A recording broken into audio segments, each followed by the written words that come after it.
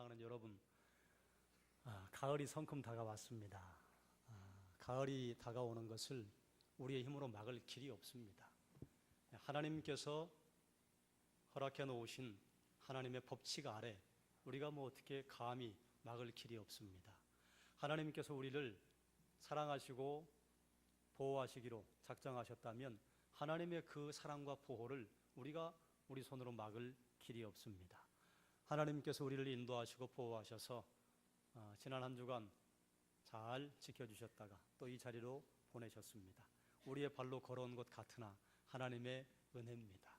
하나님께서 은혜를 허락하셔서 이 자리에 앉아있게 된 것입니다. 그러니 우리는 하나님의 은혜 가운데 살아가는 사람이요, 하나님 앞에 감사와 영광을 돌릴 만한 충분한 이유가 되는 것입니다. 그래서 옆에 있는 분과 인사하십시다. 잘 오셨습니다. 지난 한 주간 이런저런 일들이 많으셨죠. 어떤 분은 기쁨과 감사가 넘쳤을 것이고 또 어떤 분은 힘든 일들이 있으셨던 것으로 알고 있습니다. 그래서 또 이렇게 인사하십시다. 힘을 내십시오. 힘을 내십시오.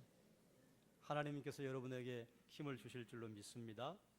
오늘 함께 나눌 말씀의 제목이 가라. 우리는 추석 연휴에 22명의 선교 단원이 이반족 집중 선교를 떠납니다. 그래서 오늘과 다음 주일 선교에 관한 말씀을 함께 나누려고 해요. 우리 교회는 모든 여름 행사를 지난 주간 마쳤습니다. 지난 주간에 교육자 수련회를 다녀왔고 그리고 1청년과 2청년이 연합해서 수련회를 다녀왔습니다. 잘 다녀왔습니다. 한 건의 안전사고도 생기지 않고 은혜가 충만하게 잘 다녀왔습니다. 하나님의 도우심입니다. 은혜 중에 인도하신 하나님께 영광과 존귀를 올려드립니다. 가을이 되었어요. 아직 여름이 기승을 좀 부리려고 하고 있습니다만 가을이 온 것을 거역할 길이 없습니다. 가을 되면 우리는 이제 항상 이렇게 자연의 그 모두를 따라가잖아요. 자연이라고 하는 말이 이게 참 스스로 생겨났다 그래서 진화론적인 발언이기 때문에 적당하지 않습니다만 또 그 말 외에는 또 다른 말을 쓰기가 마땅하지 않기 때문에 자연이라고 하는 것을 어쩔 수 없이 사용하는 겁니다. 하나님께서 우리에게 성경 66권 말씀을 주셨고 그리고 하나 또 주신 것이 있으니 자연 복음이에요. 자연 가운데서 우리는 하나님을 볼 수가 있습니다. 그래서 사도 바울은 그걸 뭐라 선포했는가 하면 만물에 하나님을 보여 알만한 것이 가득하다. 그러니 너희가 핑계하지 못할 것이다. 우리 믿는 사람들은 봄과 여름과 가을과 겨울에 하나님이 지으신 만물을 보고 하나님을 찬양하고 하나님을 보잖아요. 그런데 그리스도인이 아닌 사람들은 그 가운데서 우상을 본단 말이죠. 그러니 하나님 만드신 것을 보고 하나님을 볼 수 있게 해주셨으니 이것 또한 얼마나 감사한 일입니까? 우리나라에 사계절이 있다고 하는 것도 참 감사할 일이에요. 봄, 여름, 가을, 겨울이 있기 때문에 우리는 봄에 무엇을 피워낼까? 여름에는 무엇을 열정적으로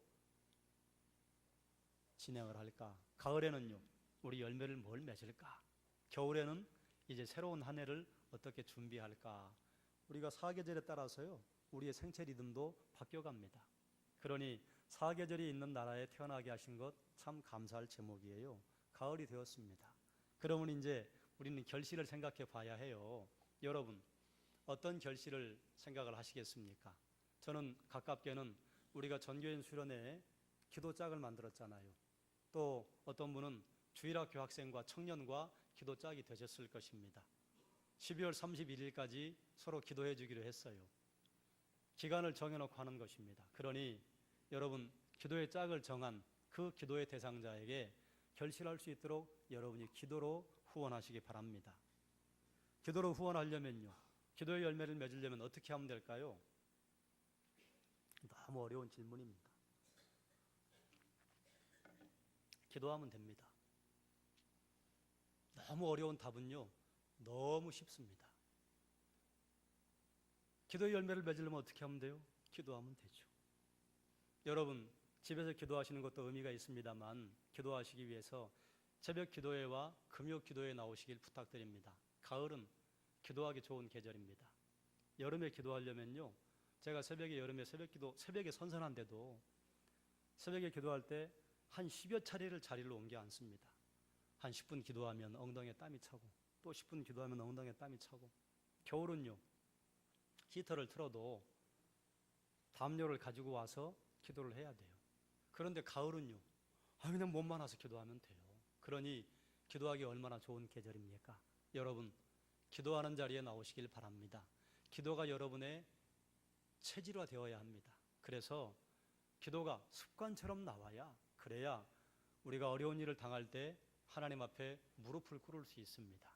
평소에 기도의 근력이 발달되지 않으면요 어려운 일이 생겼을 때 기도의 근력을 드러낼 수가 없습니다. 그러니 이 가을에 여러분 기도의 자리에 나오시길 부탁드립니다. 기도하는 민족은 망하지 않습니다. 기도하는 민족은 하나님의 영광을 볼 것입니다. 기도하는 가족은요 망하지 않습니다. 기도보다 성령보다 앞서지 않고 하나님에게 집중하는 가족 하나님께서 이끌어 주실 것입니다. 기도하는 사람은요 좋은 일이 있을 것입니다.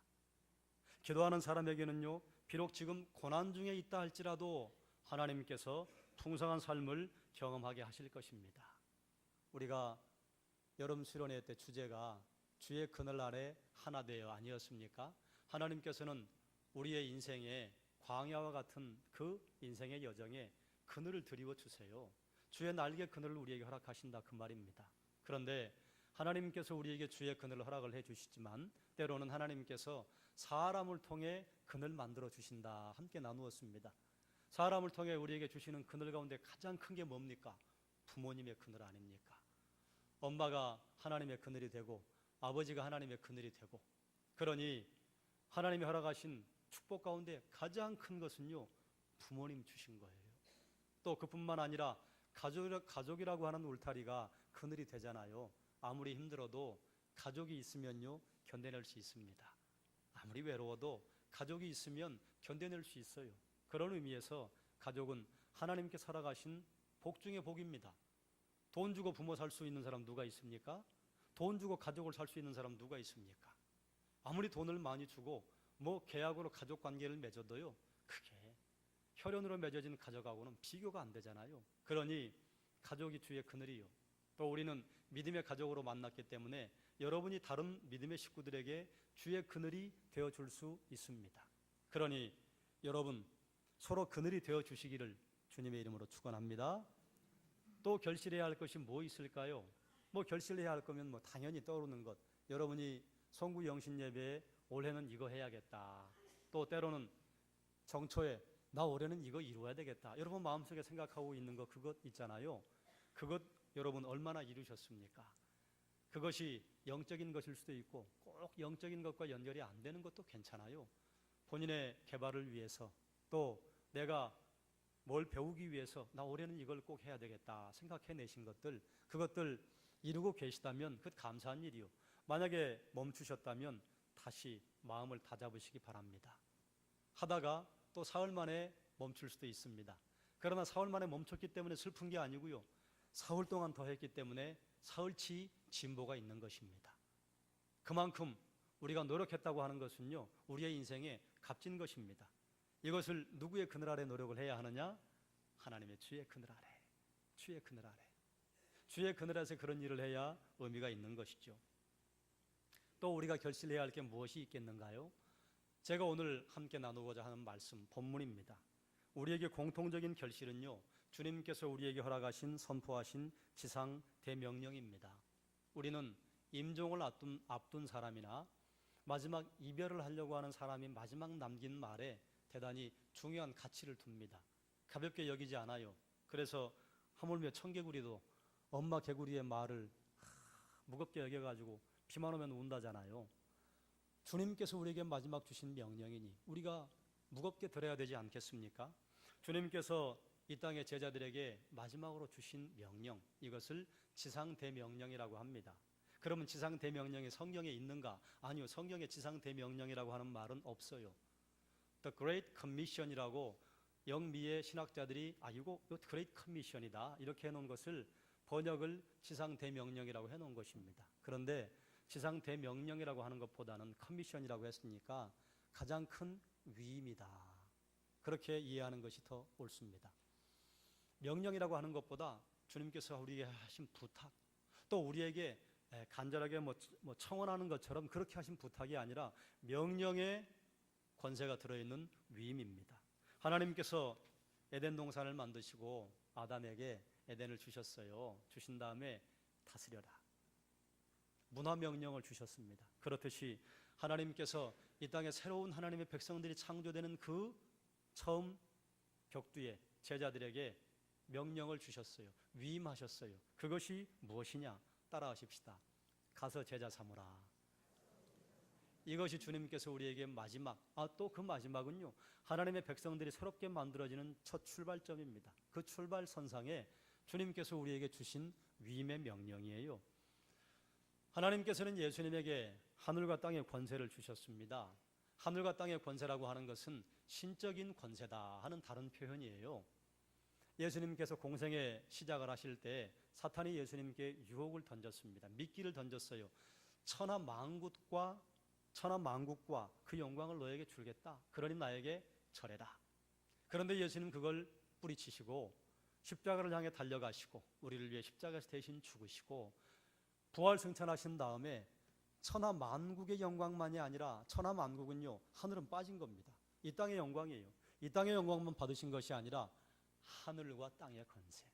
하늘과 땅의 권세라고 하는 것은요, 우리가 모르는 영적인 세계, 우리가 볼 수 없는 영적인 세계, 그리고 하늘과 땅의 모든 권세를 포함하는 것이요, 이것은 이 세상이 줄 수 없는 것입니다. 이것은 사탄이 줄 수 없는 거예요. 오직 누구만 가지고 계시는 것이냐? 우리 하나님만. 그러니 하나님께서 예수님에게 하늘과 땅의 권세를 주셨다고 하는 것은 권세를 주심도 있지만 그 예수 그리스도가 하나님이시다고 하는 다른 표현이기도 한 것입니다. 그런데 이렇게 어마어마한 권세를 주신 목적이 무엇이냐? 가서 제자 삼으라고 하는 것입니다. 제자들은 예수님의 이 권세에 기초해서 모든 민족에게 가서 제자 삼으려고 하는 그 명령 받았습니다. 그 위임을 받았습니다. 가는 것이 먼저입니다. 이웃에게 가든지 다른 나라에 가든지 어디든지 가야 합니다. 그럼 제자 삼으라고 하는 것은 무슨 의미인가? 제자 삼으라고 하는 것은 예수 그리스도를 스승과 주인으로 따르는 사람 만들라 하는 말입니다. 여러분, 제자가 누굽니까? 제자는요, 스승의 가르침을 따르는 사람입니다. 머리로만 아는 게 아니라 손과 발로 스승의 가르침을 실천에 옮기는 사람이 제자입니다. 그렇기 때문에 제자 삼으라고 하는 것은 예수님의 말씀에 순종하는 사람을 만들라 하는 의미예요. 제자 삼는 방법을 예수님께서 두 가지를 말씀해 주십니다. 첫 번째는 아버지와 아들과 성령의 이름으로 세례를 베풀라. 이게 무슨 제자 삼는 방법입니까? 이렇게 생각하실 수 있는데요, 여기 아주 깊은 의미가 들어 있습니다. 세례라고 하는 것은 예수 그리스도와 연합을 통해서 우리가 죄에 대해 죽고 새로운 생명으로 살아난다 하는 것을 공적으로 선포하는 자리가 세례입니다. 요즘 세례야 다 믿는 우리 식구들 앞에서 성부와 성자와 성령의 이름으로 세례를 주노라, 아멘, 그리고 서약하면 끝나기 때문에 의미가 좀 희석되었습니다만, 초대교회 당시에 세례를 선포한다고 하는 것은요, 유대 사회로부터 쫓겨나는 걸 의미합니다. 모든 공직에 있었던 사람들은 공직에서 쫓겨나는 걸 의미합니다. 그럼에도 불구하고 나는 예수 그리스도를 내 주인, 나의 스승으로 따르겠습니다. 이 고백이 세례였습니다. 우리가 세례를 받을 때에도, 또 우리가 세례식에 동참을 할 때에도 그런 마음가짐이 있어야 합니다. 세상이 나를 미워한다 해도, 세상이 나를 쫓아낸다 해도 나는 주님만 섬기겠습니다. 나는 주님만 나의 주인 삼고 스승으로 삼겠습니다. 이 고백을 하는 자리가 세례의 자리예요. 그런데 세례를 아버지와 아들과 성령의 이름으로 베풀라 말씀하셨습니다. 여기서 우리는 삼위일체를 볼 수 있습니다.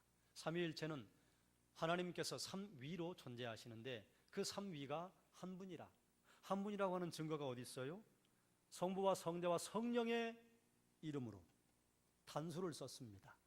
만약에 이 삼위 하나님이 세 분이시라고 한다면요, 아버지와 아들과 성령의 이름들로 세례를 베풀라 이래야 합니다.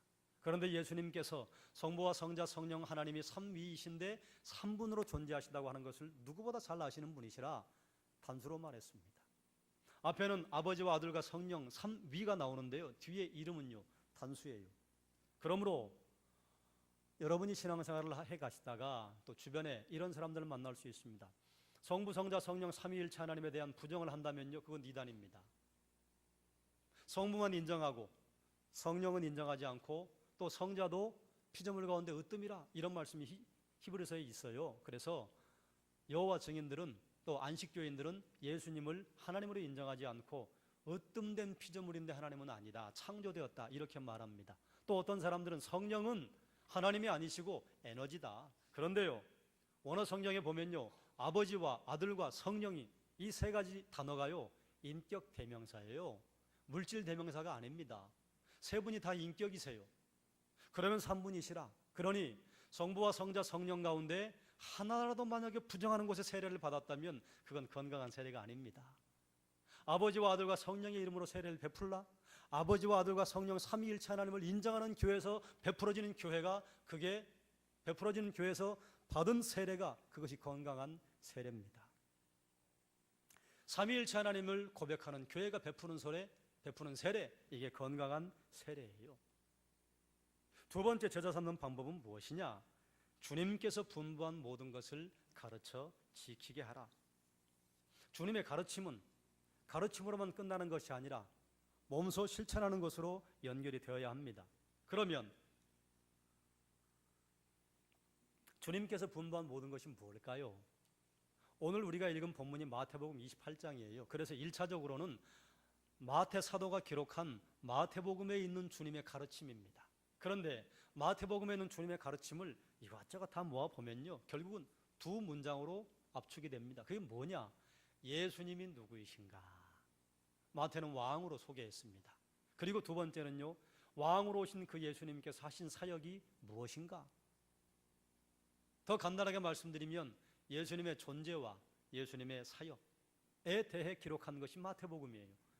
그런데 성경 전체는요, 하나님은 누구이신가? 그 하나님이 무슨 일을 하셨는가? 이 두 가지를 가르쳐주기 위해 기록되었습니다. 그렇기 때문에 내가 너에게 분부한 모든 것, 주님은 누구이신가? 그리고 그 주님은 무슨 일을 하셨는가? 주님이 창조주이고 구세주이시고 하나님이시라면 우리는 그 앞에서 어떻게 살아야 할 것인가? 주님이 하신 그 놀라운 십자가의 사역 앞에 우리는 어떻게 살아야 할 것인가? 주님이 분부하신 모든 것을 가르쳐 지키라고 하는 것은요, 하나님이 누구이신가? 예수님이 누구이신가? 성령님이 누구이신가? 사람은 누구인가? 하나님은, 예수님은, 성령님은 어떤 일을 하셨는가? 사람은 어떤 죄를 지었는가? 그래서 우리는 어떻게 살아야 하는가? 이 모든 것을 가르침 받고 거기에 내 삶이 반응하는 것까지가 제자 삼는 것입니다. 이 일을 시행하는데 우리의 힘으로 할 수 없기 때문에 주님께서 뭐라 말씀하셨는가 하면 세상 끝날까지 너희와 항상 함께 할 것이다. 세상 끝날까지라고 하는 것은요, 우리가 살아가는 모든 날 동안 하나님께서 함께 하신다고 하는 말씀이에요. 이렇게 하면 너무 밋밋하죠. 이걸 좀 더 우리가 와닿게 설명을 드리자면요, 우리가 교회에 있을 때나 사업장에 있을 때나 가정에 있을 때나 학교에 있을 때나 남들에게 자랑하기 좋은 건강한 장소에 가 있을 때나 남들에게 자랑하기 무엇한 숨기고 싶은 어두운 곳에 가 있을 때나 주님은 우리와 함께 하신다, 그 말입니다. 다른 말로 설명을 드리자면 우리가 하나님께 영광을 돌리고 있을 때나 우리가 죄 가운데 있을 때나 하나님 우리와 함께 하신다, 그 말이에요. 왜 하나님께 영광을 돌릴 때 주님 우리와 함께 하셔야 할까요? 이건 너무 당연한 것 같지요? 그러나 여러분, 당연하지 않습니다. 우리가 하나님께 영광을 돌리다가요, 항상 우리는 어떤 위험에 빠지느냐? 그 영광을 우리가 찬탈해요. 내 거 만들어요. 내 영광 만듭니다. 하나님의 기념탑을 쌓아야 할 곳에 나의 기념비를 쌓아놓습니다. 그런 것을 하나님 방지하시기 위해서 그 순간에도 하나님 우리와 함께 하시는 것입니다. 우리가 죄 가운데 있을 때요, 우리가 죄 가운데 있을 때 누가 우리를 끌어냅니까? 우리 스스로 나올 수 있나요? 아니, 그럴 능력이 우리에게는 없습니다. 그때 하나님의 은혜 우리 마음속에 비춰주시오. 그 빗줄기 붙잡고 죄악 가운데 나오라고. 우리가 죄악 가운데 있을 때도 하나님 거기에 계시는 거예요. 그럼에도 불구하고 우리를 뭐 하지 않으신다? 정죄하지 않으신다. 그러니 얼마나 큰 은혜 중에 은혜입니까? 가서 제자 삼는다고 하는 것은 주님께서 가지신 하늘과 땅의 권세를 주실 만큼 중요한 일입니다. 이 표현이 여러분에게 잘 와닿지 않으시죠? 이렇게 설명하면 어떨까요? 사무실에서 복사를 하는 일에 아르바이트생이 필요한데 박사학위를 가진 사람이 자기 써달라고 이력서를 냈어요. 그래서 채용을 했어요. 이게 제대로 된 인사입니까? 참 생뚱맞은 인사입니까? 부담스럽죠. 그런데 이렇게 설명하면 어떨까요? 그 복사기를 돌릴 수 있는 사람은 그 정도의 전문 지식을 가진 사람만 할 수 있는 고도의 숙련도가 필요한 서류라고 한다면 이해가 될 수 있지 않겠습니까? 하나님께서 가서 제자 삼으라고 하는 일에 하늘과 땅의 권세를 주신 것은요, 이것보다 더한 것입니다. 굳이 하늘과 땅의 권세를 가서 제자 삼는 일에 쓰실 일이 뭐 있겠어요? 애하고 가서 싸우는데 미국 헤비급 챔피언이 온 것과 똑같아요. 그것보다 더해요. 그러나 이건 더한 게 아닙니다. 왜 그러냐? 하나님께서 그만큼 이것을 중차대하게 여기신다 그 말입니다. 그러니 하늘과 땅의 권세를 동원하셔야 될 만한 일이에요. 왜 그렇습니까? 여러분, 지금 여기 예수 믿는다고 여러분 앉아 계시고 신앙생활 한다고 앉아 계시는데 여러분 예수님 믿기 전에 여러분 어떠셨어요? 예수 믿을 때 여러분 쉽게 믿으셨습니까? 얼마나 수많은 사람들이 여러분에게 복음을 전하기 위해서 많이 다녀갔습니까? 또 얼마나 많은 사람들에게 여러분이 손가락질을 하며 뭐 꼭 저렇게 믿어야 하나 그러지 않으셨어요? 모태신앙인 분들은 부모님 등에 업혔을 때부터 엄마 뱃속에 있을 때부터 신앙생활을 하긴 했지만 여러분이 인격적으로 예수님 만나기 전까지 얼마나 냉소적이었습니까? 얼마나 비판적이었습니까? 얼마나 하나님 앞에 율법적인 신앙생활을 했습니까? 그런데 깨닫게 되는 순간이 있었잖아요. 쉽게 예수 믿은 사람 누가 있습니까? 내 마음 나도 바꿀 수 없는데 우리가 다른 사람 마음을 바꾼다고 하는 말이 가당케나 한 말입니까? 여러분 자녀를 키워보시죠. 여러분 자녀 마음 바꿀 수 있습니까? 바꿔보셨어요? 여러분 함께 살고 있는 여러분의 배우자 남편의 마음 바꿀 수 있습니까? 아내의 마음 바꿀 수 있던가요? 못 바꿔요. 주님이 오시기 전까지 안 바뀔 겁니다. 그런데 다른 사람의 영혼을 우리가 주님께로 바꿀 수 있다? 이거 우리 힘으로 할 수 없는 겁니다. 불가능해요. 그렇기 때문에 어떤 권세가 필요하냐? 하늘과 땅의 권세가 필요한 것입니다. 주님께서 우리 마음 만지셔야만 우리가 하나님을 향해 마음 문을 열 수 있어요.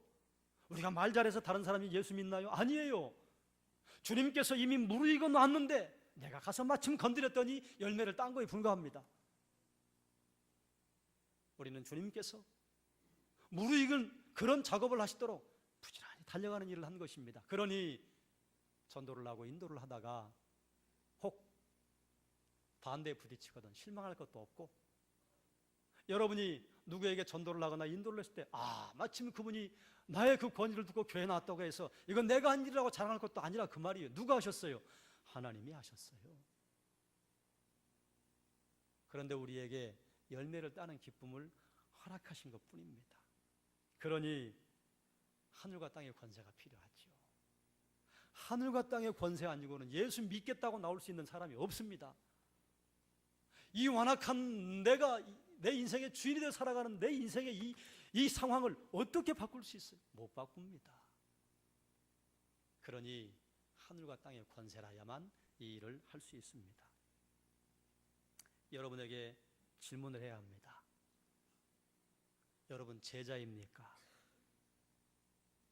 여러분 아버지와 아들과 성령의 이름으로 세례를 받으셨습니까? 주님께서 말씀하신 것을 가르침받고 지키십니까? 제가 왜 이런 질문을 하는 줄 아십니까? 이게 정확히 우리에게 필요한 질문이고 정말 우리가 앞에 서야 할 질문이기 때문에 그렇습니다. 사과 열매를 얻고 싶어요. 그러면 무슨 나무를 심어야 합니까? 사과나무 심어야 합니다. 포도나무 심어놓고 거기 사과 열매가 안 열린다고 포도 앞에서 막 40일 금식기도 하고 포도를 막 술을 땄다가 접붙였다가 평생 해도 사과가 열리지 않아요. 사과는 사과나무에서 열립니다. 제자를 누가 만들어냅니까? 제자가 만들어냅니다. 아버지와 아들과 성령의 이름으로 세례를 받았는가? 세례 안 받은 사람 누가 있어요? 제가 뭐 그런 거 여쭤보는 게 아니에요. 여러분, 물세례는요, 군대 간 장병들 신병교육돼서 초코파이 하나 얻어먹으려고 막 100명, 200명, 1000명, 2000명 와서 받아요. 그리고 와서 그 사람들이 뭐라고 하느냐? 나도 세례 받았어요. 세례는 받았대요. 제가 말씀드린 건 물세례가 아니에요. 성령 세례, 불세례 받으셨냐? 그 말입니다. 물세례 받은 다음에 성령께서 내 마음을 태워버리시는 성령의 강력한 불꽃 같은 임재가 있었냐? 그 말이에요. 그런 임재가 있었던 분이 다른 분에게 성령의 불꽃 같은 임재는 이런 것입니다 말할 수 있습니다. 아버지와 아들과 성령의 이름으로 세례를 받으셨습니까? 주님께서 우리에게 분반 모든 것을 여러분 가르쳐 지키시는 제자의 삶을 살아보신 적이 있습니까? 성경에 보니까 이럽디다. 이렇게 하면 들어가도 복 받고 나가도 복 받는답디다. 이렇게 하는 것은 정보이지 감동이 없습니다. 뭐가 감동이 되는 줄 아십니까? 제가요 이렇게 살아봤어요. 그런데 들어가도 복이 나가도 복입디다. 이런 감동이 있습니다. 살아본 사람이 다른 사람에게 여기까지 오십시오, 여기까지 오면요 하나님이 이런 복을 주십니다. 때로는 고난도 겸하여 주십니다. 그러나 그 고난이요 하나님이 우리에게 주시는 축복을 쌓아놓은 포장지입니다. 이런 말 할 수 있는 것입니다. 왜요? 겪어봤으니까요. 해봤으니까. 그래서 제가 다시 질문합니다. 이 질문은 조금 전에 드렸던 질문과는 다르게 다가올 것입니다. 여러분, 아버지와 아들과 성령의 이름으로 세례 받았습니까? 주님께서 우리에게 분반 모든 것을 가르쳐 지켜봤습니까?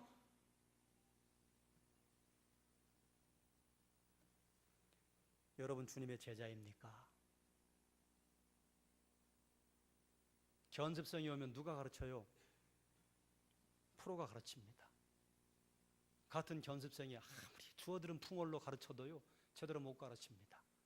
누가 다른 사람 제자 만들어냅니까? 제자가 제자 만들어냅니다. 새벽기도하며 하나님과 깊은 교제를 나누었던 분은요 누군가 인도하면요 새벽기도 데리고 옵니다.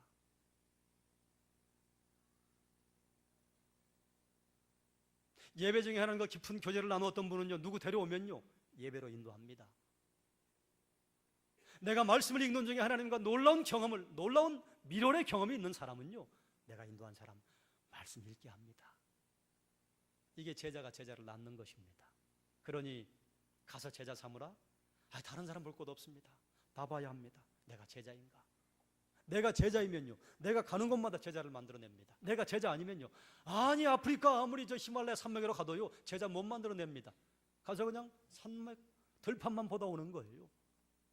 그래서 우리는 하나님의 질문 앞에 서야 합니다. 제자인가? 주님의 위임은 국경이 없습니다. 지구상의 모든 민족입니다. 이 일을 경제 논리로 따지자면요 너무 비효율적이에요. 선교지에 꼭 그렇게 많은 사람이 가야 합니까? 이번에 22명이 가는데요 2천만 원, 3천만 원의 비용이 소요가 됩니다. 꼭 22명이 거기 가야 합니까? 목사님 그럴 것 없이 그 돈 모아가지고 거기 보내주면 그냥 더 효율적으로 쓰지 않을까요? 참 타당한 말씀 같아요. 그러나 우리나라 선교 초기에 우리나라에 왔던 선교사들이요 뭐 그 나라에서 하고 먹을 게 없어가지고 우리나라 온 게 아니잖아요. 의사들이 오고 교수들이 오고 그 나라에서도 대우받으며 살 수 있을 만한 사람들이 주님 앞에 헌신하겠다고 불모의 땅, 척박한 땅, 조선 땅에 왔어요. 그런데 그 사람들이 와서요 별로 선교도 못하고 흉터병으로 죽은 선교사님들이 한두 분이 아닙니다. 경제 논리로 따질까요? 얼마나 낭비입니까? 꼭 그렇게 할 필요가 있었을까요? 만약에 우리가 경제 논리로 따지자면요 이 나라에는 복음이 언제 들어왔을지 알 길이 없습니다. 여러분 짐 엘리엇이라고 하는 선교사를 아시죠? 우리가 선교 훈련을 할 때 그 책을 읽게 해서 읽었습니다만 여러분 아시는 분들이 많을 거예요. 짐 엘리엇이라고 하는 선교사가요 이 친구 장학생이었습니다. 레슬링 선수였습니다. 그런데 주님을 위해 헌신하겠다고 아우카족에게 가서 복음 전하는 것 그것 하나님의 사명인 줄 알고 거기로 갔어요. 함께 5명의 청년이 갔는데 그 땅에 도착한 지 닷새 만에 그 원주민들에게 창에 찔려 다 죽었습니다. 그런데 이상한 것은 권총을 가지고 있었어요. 안 쐈어요. 안 쏜 이유가 무엇이냐? 뭐 그 사람들이 말한 건 아닙니다만 그 이전에 뭐 이런저런 기록들을 봐서 만약에 선교사님들이 권총 가지고 그 사람 쏘면 선교사님들은 살아날 수 있지만 구원받지 못하잖아요. 그래서 권총이 있었는데 안 쐈어. 이걸 아우카 부족이 봤어요. 이 사람들은 왜 권총을 쏘지 않았을까? 하나님의 사랑 본 겁니다. 그때 미국 신문은 뭐라 했느냐? 이 무슨 낭비냐? 그때 그 청년들이 나이가 20대 중반입니다. 낭비죠. 낭비예요, 경제 현리로 보면. 그러나 하나님 나라의 시각으로 보면요, 그건 낭비가 아니고요. 그건 뭐라 하느냐? 헌신이라고 하는 겁니다.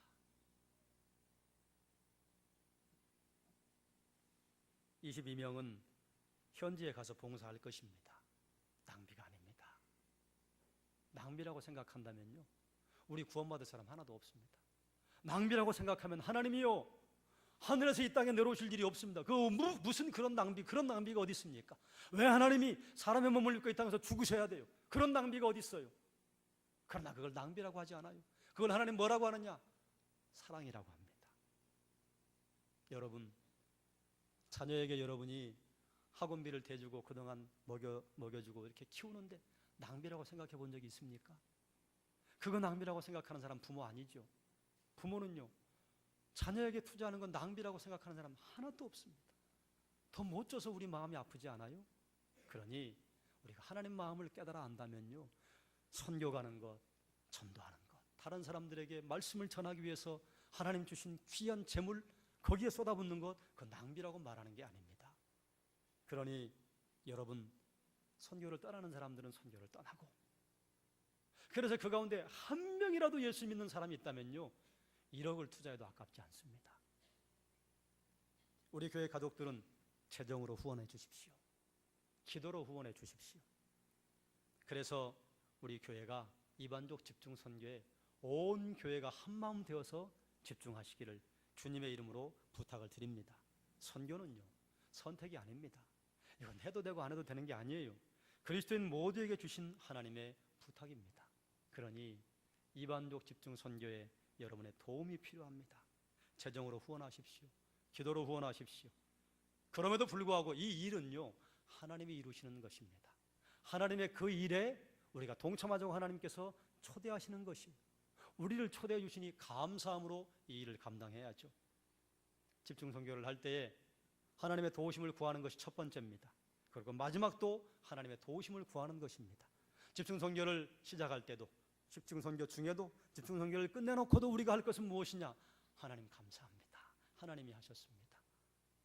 우리에게 주신 것 하나님의 것인데 그거 하나님의 일에 우리가 함께 우리의 정성도, 우리의 시간도, 우리의 열정도, 우리의 재정도, 우리의 기도도 쏟아부었습니다. 그렇게 해주시니 감사합니다. 사랑하는 여러분, 가서 제자 삼는 것이요, 이건 모두가 해야 하는 일이요. 그런데 우리 교회가 한 족속을 입양하고 계속해서 가게 되는 것, 이거 참 감사한 일입니다. 아무리 생각해도 감사한 일입니다. 또 생각해도 감사한 일입니다. 그 감사한 일에 우리는 동참하면 되는 것입니다. 말씀을 정리하겠습니다. 주님께서는 지상에서 제자들에게 마지막으로 위임한 것이 하나 있으신데 그건 무엇이냐? 가서 제자 삼으라고 하는 것입니다. 가서 제자 삼기 위해서요, 먼저 내가 제자 되어야 합니다. 아버지와 아들과 성령의 이름으로 물 세례를 받으며 아울러 불 세례를 함께 받고 성령의 세례와 아울러 성령 충만함이 우리에게 있을 때 우리는 제자로 살아갈 수 있습니다. 주님께서 우리에게 분반 모든 것을 가르쳐 지키는가? 내가 지켜본 사람이 다른 사람에게 감히 그거 지켜도 괜찮습니다. 그거 지켜도 인생 손해보지 않습니다. 그거 지켜도 죽지 않습니다. 그거 지키면 하나님 복이 있습니다. 말할 수 있는 것입니다. 선교의 위임 명령에 우리는 예외 없이 동참해야 합니다. 마음을 모으고 기도를 모아주시기 바랍니다. 오직 하나님께서만 이 일을 하시도록 이반족 집중 선교 우리의 힘을 모으십시다. 그때 하나님께서 우리에게는 놀라운 기쁨과 하나님의 역사를 경험하게 하실 줄로 믿습니다. 기도하겠습니다.